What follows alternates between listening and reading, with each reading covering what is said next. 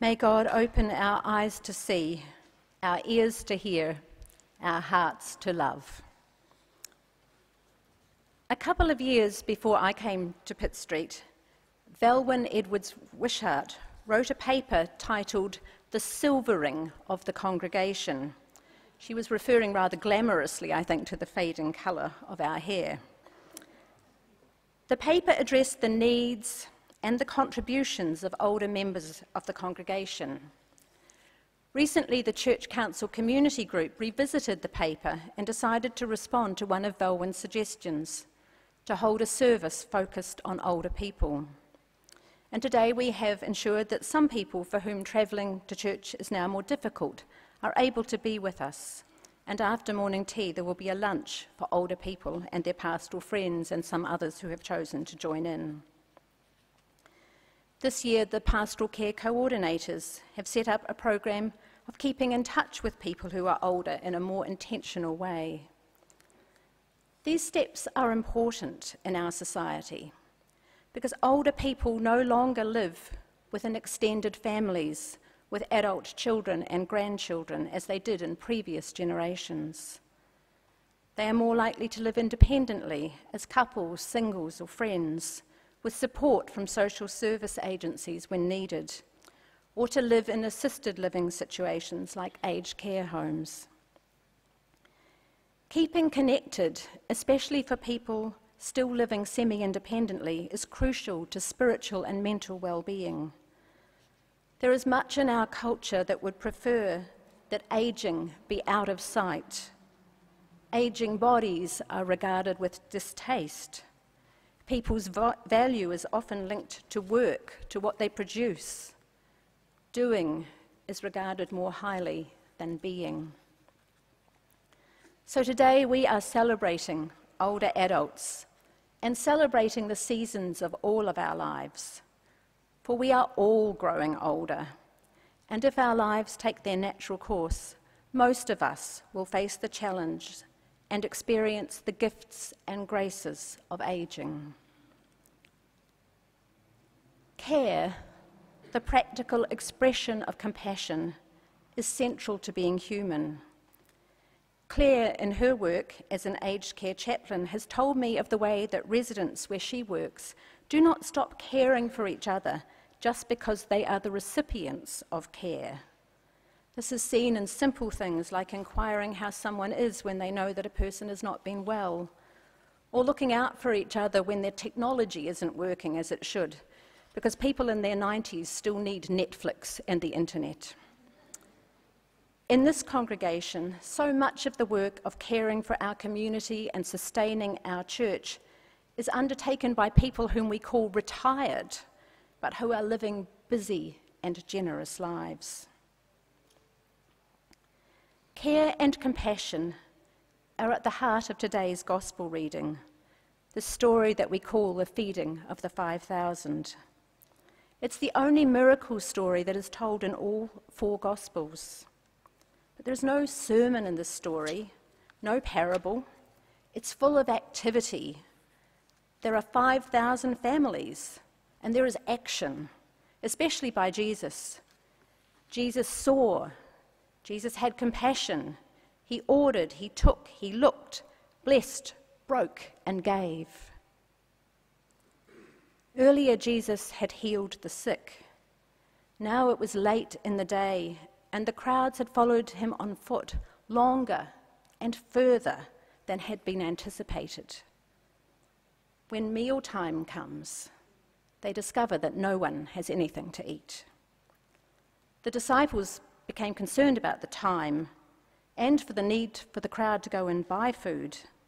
But there was no mention of the crowd complaining of physical hunger. The disciples may be genuinely concerned with dinner, but saying to Jesus, "Send the crowds away," makes it sound as if they are not concerned enough to get involved. It's not surprising that they felt overwhelmed. The crowd was huge, the needs impossible to meet.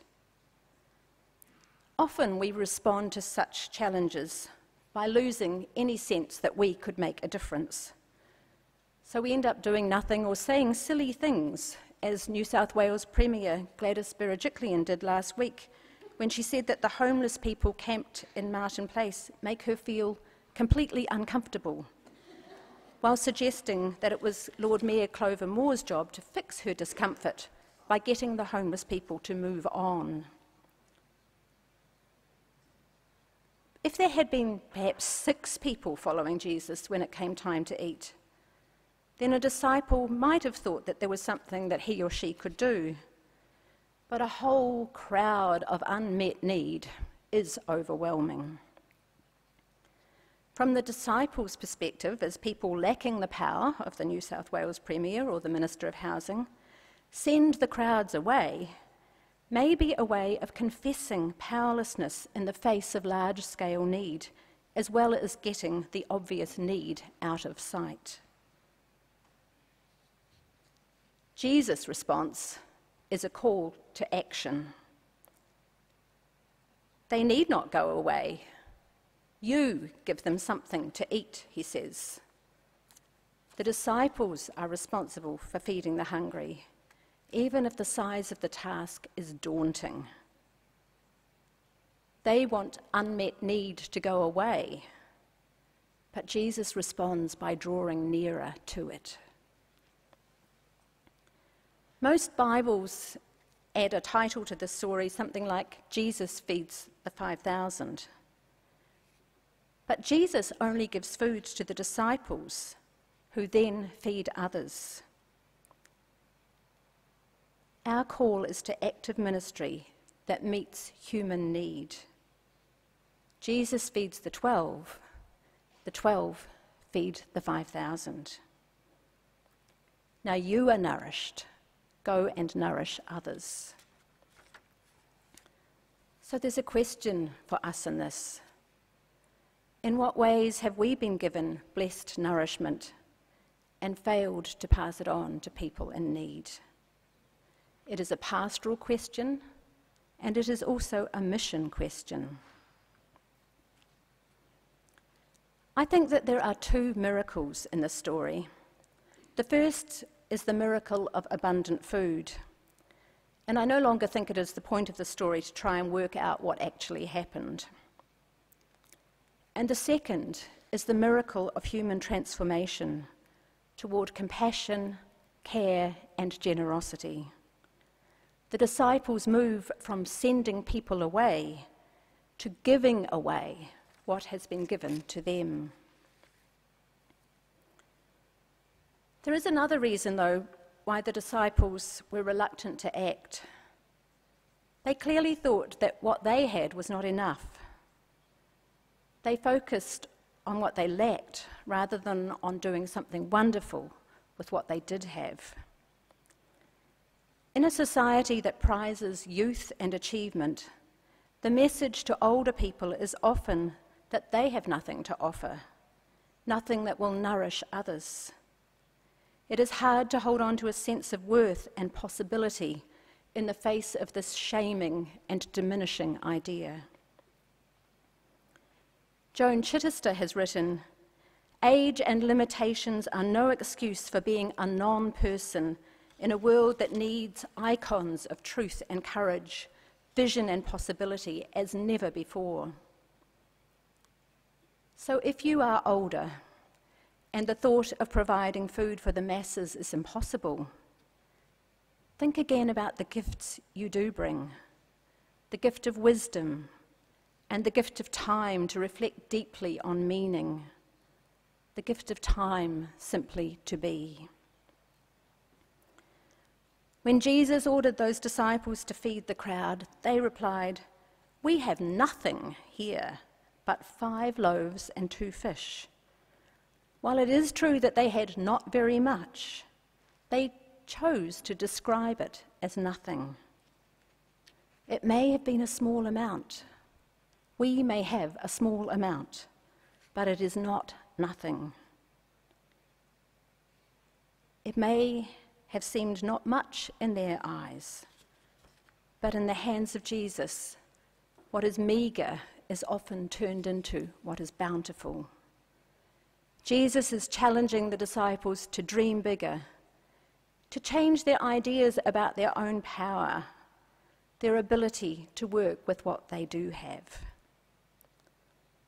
Jesus didn't say, "Give me those fish and that bread and I will feed the crowd." He called on the disciples to change their ideas about their power in the world. However old or young we are, the call to give them something to eat is often met with a sense of powerlessness, and we turn away. If we think that our baskets contain nothing, when in fact we do have a few loaves and fishes, then there will indeed be nothing with which to feed the hungry. Barbara Brown-Taylor says, God tells us, stop waiting for food to fall from the sky and share what you have. Stop waiting for a miracle and participate in one instead. If we think we are too old and tired, if we internalize the societal message that worth decreases with age, we will not believe that the simplest acts of kindness can change the world. If those of us who are younger think that we are too busy to connect with older people, vulnerable people, or homeless people, we are forgetting the counter-cultural challenge of Jesus' call, that we are responsible for the care and feeding of his people. Biblical scholar Matt Skinner, reflecting on the passage, says, to feed another person is to affirm human dignity. To feed people until they are full is to declare them replete with value. He went on to pose a question about what a waiter would say to a room full of anxious guests whose hunger can't be satisfied by promises alone. And he poses this response. He says, I imagine Jesus would tell the waiters to do more than listen to people's orders and enliven the table with small talk. You have to give them something to eat. In other words, you get involved in the meal. You nourish and restore. You affirm the dignity of every person present. And when people can no longer do this because of physical or mental capacity, it is the task of those of us who still can to do everything we can to care and affirm for their dignity. In this way, we honour the image of God in every person. In this way, we remake our world. This story can also shape how we see communion. When Jesus takes the 5 loaves and 2 fish, he blesses, breaks, and gives away in a way that foreshadows his last meal with his friends and the communion that we still celebrate today. While the story's emphasis might seem to be a social gospel call to action, it is important to note that it is also tied to holy mystery. The foreshadowing of the Last Supper reminds us that Jesus was not just sponsoring a dinner. This story is part of the great redemptive drama of God's activity in the world. The world is being reconciled to God, and the ministry of Jesus was always actively taking part in that story. As we celebrate Holy Communion today, in a community of young and old and in between, as our spirits are fed, words like eating, nourishment, human dignity, valuing one another, become the living promise and presence of the sacred with us. Miracle stories don't offer guarantees of instant gratification. They do, however, tell us something about the commonwealth of God on earth. They tell us about the splendor of human wholeness, the heart of God, and the shape of discipleship. These words, this story, the bread of life and the cup of blessing, all beckon us to enter into a new way of being and invite us to join in the work that Jesus began.